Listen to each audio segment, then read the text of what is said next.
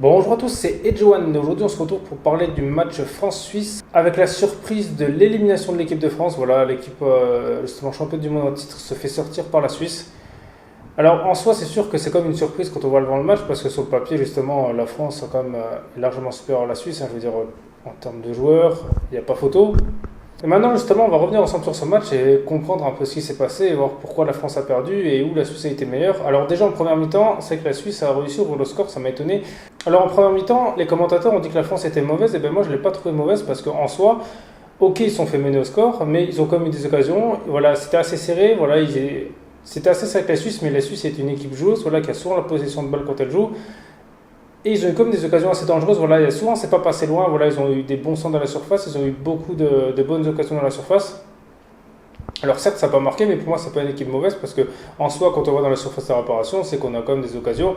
Et on peut pas dire qu'on est mauvais si on arrive à se procurer des occasions. Alors certes, ça marque pas, mais pour moi, ça c'est pas un match mauvais. Un match mauvais, c'est quand justement il se passerait, on se fait dominer complètement et on n'arrive pas à toucher le ballon, ou on rate tout ce qu'on fait. Voilà, là, ils ont quand même fait des belles choses, donc. La première mi-temps n'était pas si mauvaise que ça. En soi, et la Suisse a été très réaliste justement en première mi-temps parce qu'ils n'ont pas eu tant que ça d'occasion et ils ont marqué sur l'une des rares qu'ils ont eues. Bravo à eux d'avoir marqué. Après justement, des fois les petites équipes justement comme ça, elles sont un peu plus fortes sur leurs occasions parce que vu qu'elles n'en ont pas beaucoup, ben, elles sont habituées justement à les mettre parce qu'elles savent justement qu'elles ont peut-être plus trop d'occasions dans le match. Ensuite la deuxième mi-temps, alors deuxième mi-temps déjà a commencé avec un penalty pour la Suisse. Voilà, alors ça a été un peu le tournant du match de la deuxième mi-temps parce que justement Lloris a réussi à l'arrêter. Alors c'est bien lui, même si il faut être honnête que le penalty était quand même mal tiré parce qu'en soi un penalty bien tiré ça s'arrête pas. Donc c'était un bel arrêt de Lloris qui a trouvé du bon côté, mais le joueur de la Suisse l'a mal tiré. Et après ce penalty manqué, ben justement je pense que dans la Suisse il y a peut-être eu un coup de moins bien dans leur tête et c'est pour ça que la France a réussi à égaliser direct par Benzema. Et la France a mis un deuxième but presque direct dans la foulée.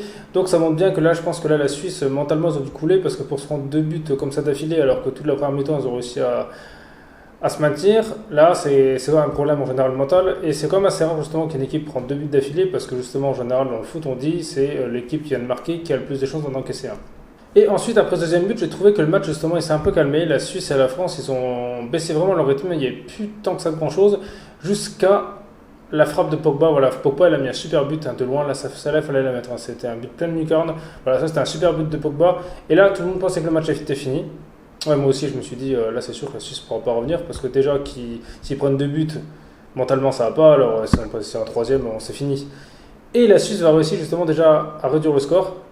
Alors là, ça m'a quand même un peu étonné. Alors, c'est peut-être justement la France qui sont peut-être trop relâchés parce que je pense pas que c'est la Suisse qui ont eu vraiment un sursaut d'orgueil vu ce qu'ils ont proposé avant.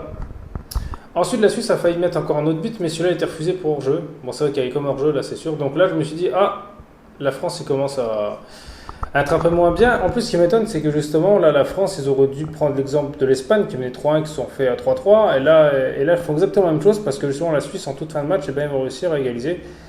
Parce qu'en général, l'équipe de France, c'est pas trop une équipe qui se fait remonter comme ça. Je crois que c'est l'une des rares fois que je les ai vus. J'ai pas, en tout cas, si vous avez le souvenir justement d'avoir vu un match similaire où la France qui mène contre notre équipe et qui se remontait. En tout cas, récemment, moi, j'avais vraiment pas le souvenir de là parce que quand la France elle gagne, justement, elle sait gérer le match. Et ben là, ça m'a vraiment étonné. Alors, je sais pas si c'est une question qu'ils sont trop lâches et qui étaient fatigués, mais c'est que c'était bizarre, surtout venant de la Suisse. Voilà, c'est quand même pas une équipe si exceptionnelle que ça. Ils ont pas une attaque de feu non plus.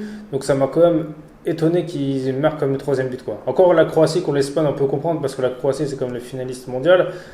Voilà, là, la Suisse, et surtout que la Suisse n'a jamais battu la France en match officiel. Donc, c'était quand même un peu bizarre. Ensuite, il y a eu les prolongations. Alors, déjà, ce qui m'a étonné en prolongation, c'est que la Suisse, ils ont cherché les tirs au but parce que ça se voyait, ils cherchaient dès qu'ils avaient le ballon, ils cherchaient à gagner du temps. Ils n'ont pas trop cherché à marquer de but, alors que la France, justement, voulait les éviter. Et ça m'étonne que la Suisse voulait jouer comme ça parce que les tirs au but, c'est comme une loterie. Hein, on n'est jamais sûr de gagner. D'ailleurs, ils ont gagné, mais à la justesse, donc ils ne pouvaient pas être sûrs de gagner. Donc ça m'a étonné, mais la prolongation n'a pas été si exceptionnelle parce qu'il n'y a pas eu tant que ça d'occasion, ça se voit que les joueurs étaient fatigués, voilà, du côté de la Suisse ou de la France. C'est la France qui a comme dominé, mais c'était pas non plus exceptionnel, voilà, c'était pas super intéressant. Et ensuite, les tirs au but, et là, voilà, on sait ce qui s'est passé. Donc, c'est Mbappé qui a loupé son tir au but. Et là, je suis le premier étonné. Déjà, la première chose qui m'a étonné, c'est que Mbappé n'a pas tiré en premier parce qu'au PSG, justement, quand Neymar n'est pas là, c'est lui qui les tire. Et il est super fort au penalty. Hein. En général, au PSG, il les tire toujours à fond, pleine lucarne et personne ne peut l'arrêter. Donc déjà en plus il tire en dernier et ce qui m'a étonné c'est que si on regarde bien le ralenti, le gardien il part avant que Mbappé tire.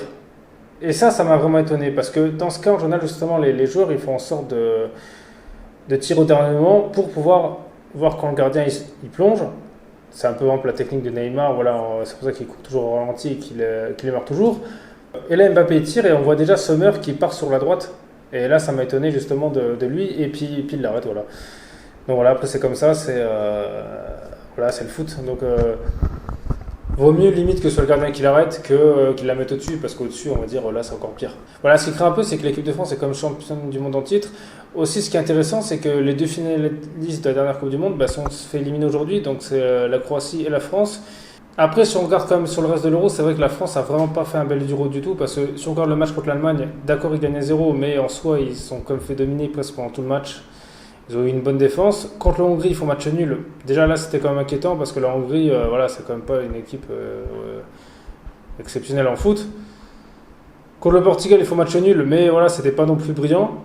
Et là, ils sont éliminés par la Suisse, ça leur fait 3-1, donc là aussi, c'est quand même compliqué.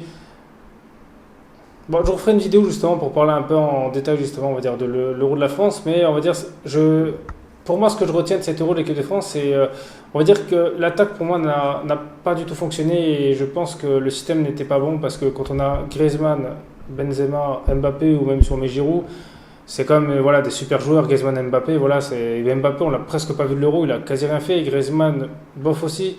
Alors que voilà, par exemple, au PSG, Mbappé, c'est vraiment le joueur décisif avec Neymar, il est le meilleur buteur de la Ligue 1. Là, ça a vraiment été compliqué dans cet Euro.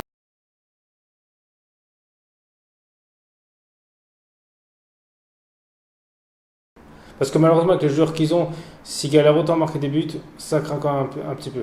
Donc voilà, après justement, vous dites-moi dans les commentaires ce que vous avez pensé de ce match. Hein, voilà, si vraiment vous avez été surpris de l'élimination de l'équipe de France.